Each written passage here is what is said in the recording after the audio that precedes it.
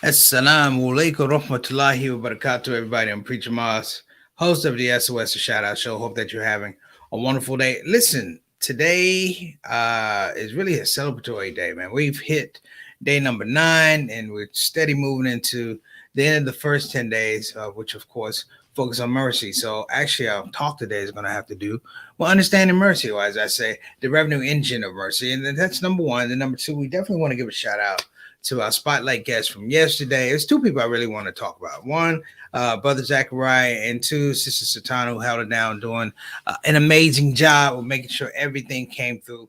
We appreciate you. So, brothers and sisters, this whole idea of mercy, a lot of times we get in spaces, comedians are particularly vulnerable because we live in extremes in terms of laughter and not laughter. We pull laughter out of very tragic situations, and sometimes that becomes our habit, that becomes our ethic, if you will. And part of that ethic is understanding how the mercy not being there provides for these really, really, in some regard, paradoxes and hypothetical situations, which allow for us to say, "What if? What if so and so did this? What if so and so did that?" The latest piece that everybody's on, why it's so controversial and everybody's talking about it, of course, is the slap from Will Smith on Chris Rock. It, in many regards, talks about what I'm going to talk about today. It exemplifies what it is that we look at an individual, we say that the person is not worthy of mercy. In our history, brothers and sisters, finance, religion, relationships, we all deal with the balance of mercy. We deal with the balance of, can we understand mercy, apply it, see it, receive it, give it. And it has a particular economy in so many situations. We read about our prophets, if you will, and we look at how America treats the people that it calls Americans. And we begin to understand that this thing, this rahma that we talk about, this rahma, that this mercy is a deeply profound and it's an affecting concept that literally shapes who and what we are and how we do things. So sometimes when we're in these spaces, we forget. We could talk about it from a religious perspective. We talk about Allah's mercy. We can forget that that does not come from us. In the present political sphere, we're dealing with people who not only reject mercy, but they deny mercy to other people. And here's the killer part: not only rejecting mercy, but they frame infrastructure to make sure that you don't get it from anybody else. Now, if that's not Shaitan, I don't even know what it is. But even Shaitan is a beneficiary of mercy. When he's cast down from heaven, he says, "God, don't kill me now." He says, "Don't kill me now." He says, "Let's handle all this day of judgment with everybody else." And an agreement is broached, but that agreement is based upon the fact that he understands that even though he is in direct juxtaposition to his creator, even in that situation, is going to have mercy. So today we want to talk about the revenue of it. I really want to look at, is there a fiscal side, an emotional and spiritual fiscal side to this concept of mercy and how it's applied? And I'm going to talk about sometimes how it's misapplied, how people at some point in time they will, yes, absolutely, they will betray your mercy. And what will you do when that happens? This is the framework of the believer. Some of us are great believers. Some of us want to be great believers. Some of us, we do well from time to time. This is not about judging you in your scope of mercy, but it's talking about the value in it. And not only just the value in it, but, I want to say what it means to people that come after us. What it means to people that come after us. I'm going to put a little lens on it, talking about the African American experience with mercy, but I'm going to use it as a recipe for how the rest of the world uses it. I have to speak to my experience. So now you've heard me use the term American exceptionalism. We're going to talk about mercy exceptionalism here on the Shout Out Show. Now, listen, thank you guys for tuning in. Again, shout out to everybody. I also want to give, we talked about it yesterday, but definitely to the family of NFL quarterback Dwayne Haskins, who was killed in a hit. He was killed in an automobile accident. He was struck by a car down in Florida. This is a gentleman that, as things pour in, you know what it says over and over and over, that he was a giver, and what he gave was mercy. So may Allah be pleased with him. We'll be right back here on the Shout Out Show. Assalamu alaikum wa rahmatullahi wa barakatuh.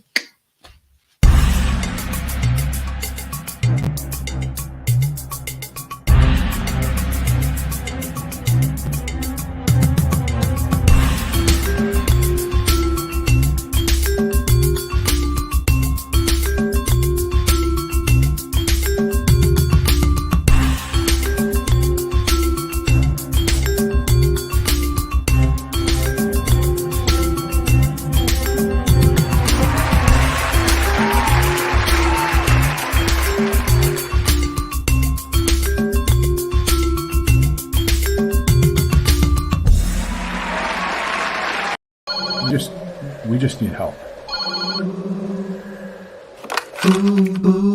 Imagine if there wasn't an olive branch. Muslim Family Services at your command. The people who help people have to say, we need your donations, don't delay. We all have struggles from time to time, but leaders dedicated is what you find. Before another person sheds a tear, support Olive Branch, you don't have to fear.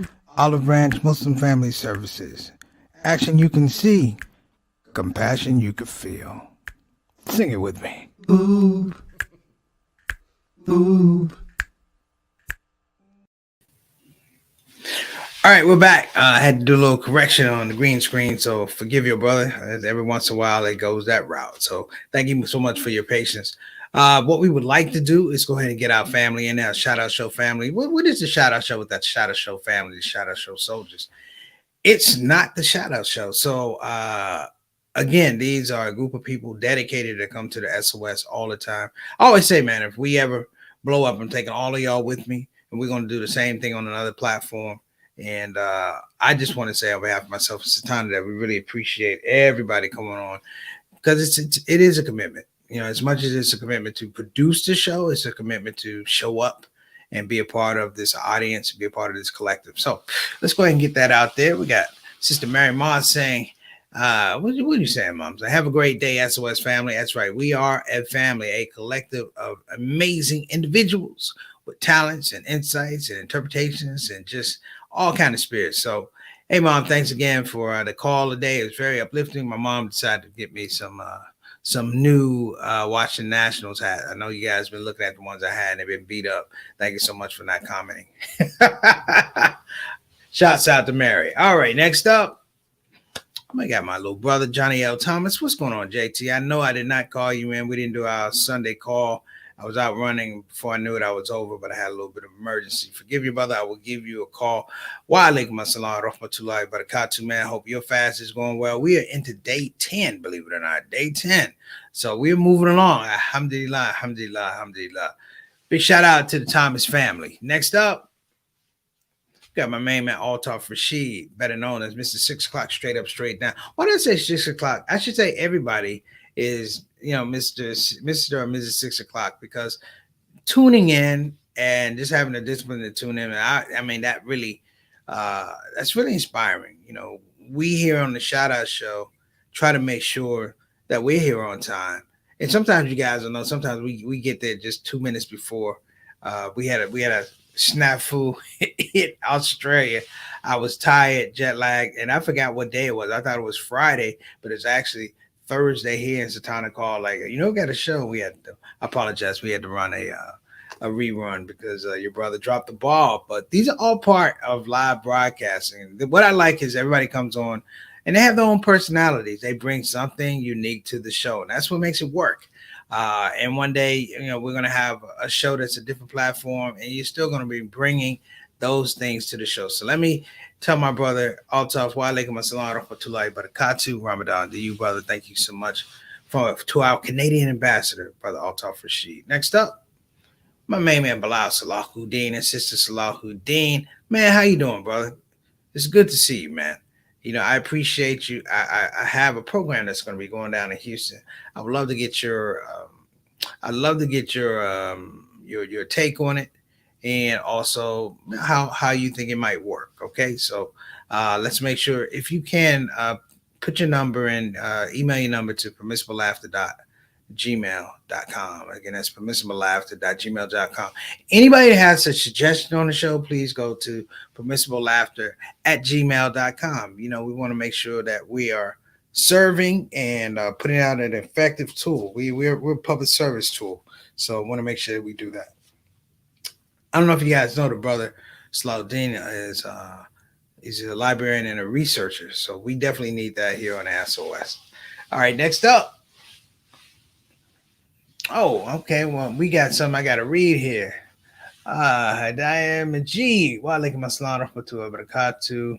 We cannot judge and should be willing to show empathy to both Will and Chris Rock. It is obvious that Will Smith is in some type of pain. Yeah, yeah. Um, that's not doubt. You know, we can't doubt that. There's something that triggered him. But at the same time, you know, I'm not judging, but I say, you know, I found myself in situations like this, like many people, and we could have reacted a certain way. My only point, and I said this during the show, uh, Sister Majid, my only point was that he targeted Chris Rock. Let's just put that out there. He targeted Chris Rock, and he knew that Chris Rock had a disorder, and Chris Rock had, you know, he's had some issues about bullying and things like that. So, you know, this is a case of bullying as well. So we don't want to move away from that. Not judging it, you know, Allah knows best. I don't even know all the dynamics, but you know, as a former school teacher, we never tolerated attention-seeking behavior, and that's exactly what this was: attention-seeking behavior.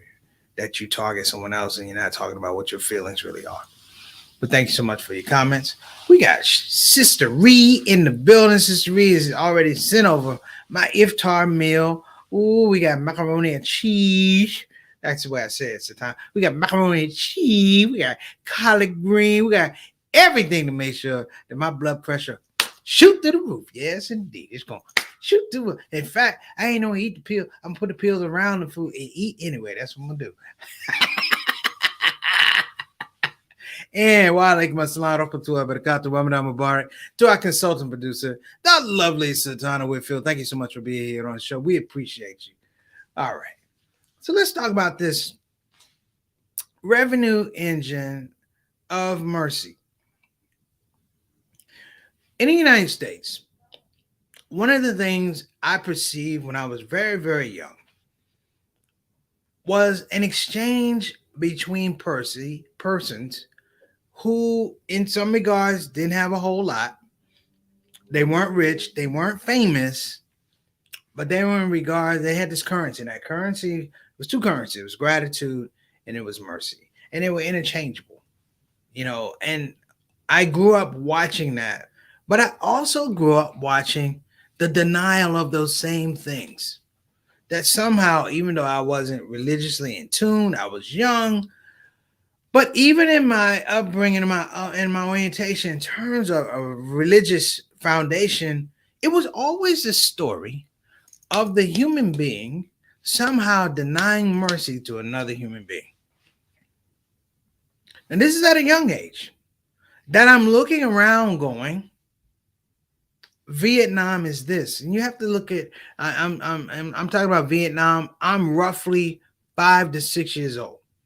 That Vietnam was wrong, that this was wrong, that the treatment of these people were wrong, that the consummate act of war created imbalances throughout humanity, and I never knew what was missing. And the ingredient that's missing, brothers and sisters, is a lack of mercy. Clearly, over and over and over and over again, we revisit these things to the point now we do rewrites of narratives that are very clear. One of the Jews that we talked about was the aspect that people go to Allah for answers or examples and mercy, but he's put them all out throughout their creation, but they deny them. And this is no different. The revenue engine of mercy, if you will, brothers and sisters, is that it removes distractions that allow us to be closer to our Lord, that allow us to have a better understanding of our family, our loved ones, And here's the part that kills me. To be merciful in some regards is to be vulnerable. And there are those who will prey on the vulnerable, but they believe that they prey on their mercy. But what they do is they act on the fact that they don't have any in themselves. So they become pariahs in and of themselves. So as they can't be predatory anymore, what happens is they find themselves in these boxes with other people who are just as predatory. If you ever go to prison, the goal of prison is not to beat out your humanity. The goal of prison is to beat out your understanding of mercy.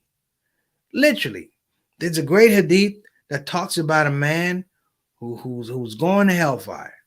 It's one of my favorite hadiths. He's going to hellfire, and he's going to hellfire, and as he gets to hellfire, he asks Allah for mercy, and hellfire retreats from him. It backs up like, no, we don't want none of this. He's asking for mercy. Even hellfire understands the framework of mercy, without which you can't have hellfire. And in this space, brothers and sisters, there's clarity. There's historical replication that in the absence of mercy, we teeter on utter chaos. Peep this, and we're going to take a break real quick. But peep this idea. I heard when I was younger how white people freed the slaves. Abraham Lincoln freed the slaves. And in the presentation of Abraham Lincoln was this idea that he was part of a collective of compassionate white people who somehow said slavery is no good. Absence of the fact that to have slavery in the first place, you must deny mercy. I heard a scholar say this. A historical scholar and a spiritual scholar, talking about aspects of the African diaspora, but also talking about slavery in the antebellum South. He said that the scope of the first slaves that came here witnessed that there would not be mercy, and understood that the people who were, I guess, running the ship were incapable of it because they saw it in between themselves. So the precipice, I want to say the prescription or the idea or the pressing issue is that in and among themselves, because they had children, they developed a space for mercy themselves. They showed it to one another. And that mercy led to the fact that it moved them to the idea of freedom.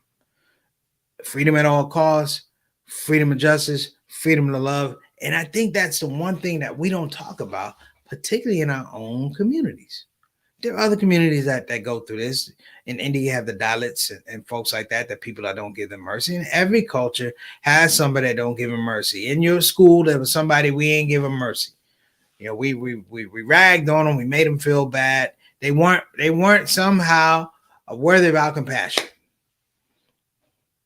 But think about this. And we're going to take a break. Think about the fact that even to your best ability, you cannot 100% remove mercy, because to do it, you are acknowledging that it exists in the first place. All right, we're going to be back. We're going to take a break. You're here on the Shout Out Show with Preacher Moss and Satana Whitfield. We'll be right back.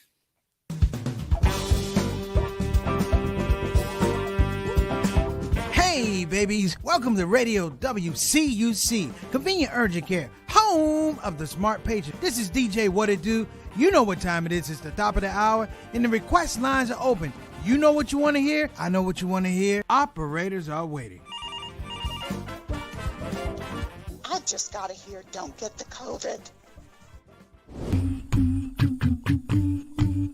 Don't get the COVID. Put your mask back on. The Delta COVID, more contagious than before. Don't get the COVID. Go on and get the vaccine. You know that it can keep you safe, and your people living up in your space. Don't get the COVID. You need to wash your hands. The Delta COVID is more deadly than before. Don't get the COVID. Go on and get your vaccine. You know that it can keep you from dying. Don't leave your family all alone. crying, don't get the COVID.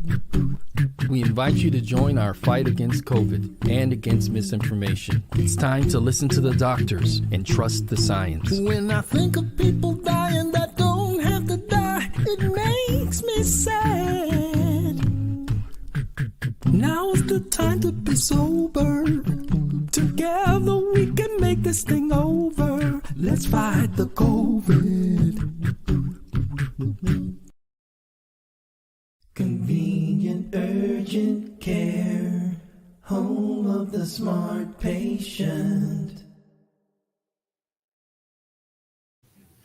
All right, back. We are back. We are back. So I had to dig into this file because I think it's one of the potentially greatest explanations of mercy and presence that I've seen in a long time. And I saw it when I was really, really young. I saw it when I was really, really old. But it's a very, very nuanced, extremely nuanced understanding of the placement of mercy and how it affects ecosystems. Okay, so we're going to roll this. You might recognize this guy, but I just want you to listen to the brilliance of what he's talking, because you can hear that somebody's working through him, and he's a mercy to this audience. So, Tana, let's roll it. What am I going to do in the next 16 years? What's the best thing I can do? Get ready to meet God. Owning real estate, going in business, teaching boxers, that won't get me to heaven. God is watching me. God don't praise me because I beat Joe Frazier. God don't care nothing about England or America as far as your wealth is all his. He wants to know, how do we treat each other? How do we help each other? So I'm going to dedicate my life to using my name and popularity, helping charities, helping people, uniting people, bring people bumming each other because of religious beliefs. We need somebody in the world to help us make peace. So when I die, if there's a heaven, I want to see it. Because we live how long? 80 years? The odds are everybody in this room, some of you are going to be dead 20 years from now. Some of you are going to be dead 50 years from now. Some are going to be dead 30. Some are going to be dead 60, 70 years from now. We all going to die soon. So this is a test to see where will we spend our life in heaven or hell. This is not the life now. Your real self is inside you. Your body gets old. Some of you go to look at the fridge, you don't have no teeth. Your hair is leaving you. Your bodies get tired, but your soul and your spirit never die. That's going to live forever. So your body is just housing your soul and spirit. So God is testing us on how we treat each other, how we live, to see where our real home be in heaven. So this physical stuff don't last for so long. So my car, this building is going to be here when the man who built it dead. There have been many kings and queens of England. They're all dead. After this one is gone, another one will come. So we don't stay here. We're just trustees. We don't own nothing. Even your children are not yours. If you think I'm lying, your wife is not yours. You don't own your children. You don't own your family. So what am I saying? The most important thing about life is what's going to happen when you die. Are you going to go to heaven or hell? And that's eternity. How long is eternity? So what am I going to do when I'm through fighting? I only have 16 years to be productive, get myself ready to meet God and go to the best place. Don't that make sense? Thank you.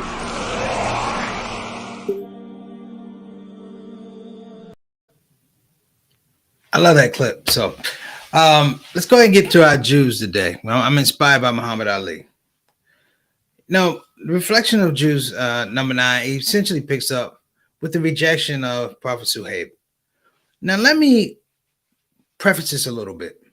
But as we talk about prophets being mercy, being revealed to mercy to their people, of course, Prophet Muhammad, peace and blessings be upon him, is a mercy to mankind. You have to understand that even the best intended individuals who bring us mercy have been rejected. If you do your homework, like in the biblical, in the Bible, they talk about, of course, Prophet Samuel. Prophet Samuel reveals, or he names Saul to be king. You know, the interesting thing is, this is the first time that you actually have a fight or disagreement between a prophet and a king. Yes. Do you know what the fight is over? I'll tell you. A war was supposed to happen against the Philistines. No, the Amorites, the Amalekites. There's a war that's supposed to be happening. And Prophet Samuel told Saul that when you go there, you are supposed to kill everything there. Kill everything, kill the king, kill the livestock, kill the children, kill the women. He goes and he wins the war, but he spares King Agag. And he saves the best of the cattle for a sacrifice. Upon learning this, Prophet Samuel is livid. And that becomes a space where you now have a piece of disjointedness or dysfunction between prophets and kings. What is it? What are they arguing about? They're arguing over mercy. So when you get to Suhaib, these are people on through. It's rejection of mercy from the people that who've been revealed to, and it's also rejection to the power structure. What did Moses say? Let my people go. He said, give them mercy. And in the aspect of not giving them mercy, I have all these examples, throwing down staffs to turn into snakes. I'm like, this would be some pretty harrowing stuff if I'm just sitting there watching myself. I mean, that's good magic. But Moses' magic is real magic because Moses' magic is attached to the fact that he's trying to address the suffering.